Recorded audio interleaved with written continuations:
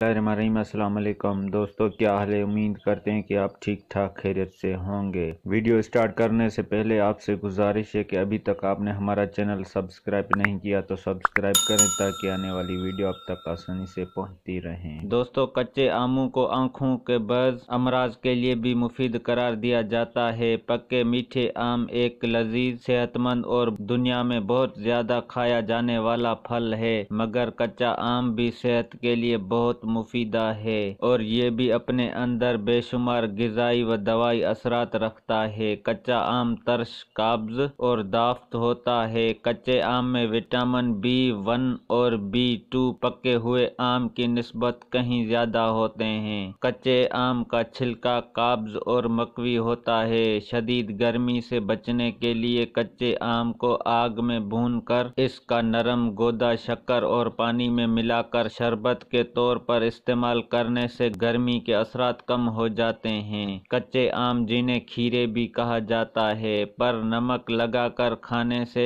प्यास की शिद्दत कम हो जाती है, जबकि पसीने की वजह से जिस्म में होने वाली नमक की कमी भी पूरी हो जाती है। खीरे में मौजूद विटामिन C खून की नालियों को ज्यादा लचकदार बनाते हैं। खून की खलियात तश्कील में भी मददगार होती है। ग़िज़ा में मौजूद आयरन को जिस्म में जज़ब करने में भी विटामिन की मावनत करती है और जरियान खून रोकती है। कच्चे आम में तपदिक, अनीमिया और पेचिश से बचाव के लिए जिस्म के मज़ामती सलाहियत को ताकतवर बनाने के भी सलाहियत मौजूद होती है और ये जिगर को सेहतमंद बनाती है और बज़ हकीम सफरादी खराबियों को दूर करने के लिए खीरे के काशों को शहद और काली मिर्च के साथ खाने का मशवरा देते हैं। कच्चे आमों को खाने के बाद अमराज के लिए भी मुफीद करार दिया जाता है। कच्चे सब्ज आम मैदे और आंतों के इलाज के लिए बहुत मुफीदा हैं। एक या दो कच्चे आम जिनके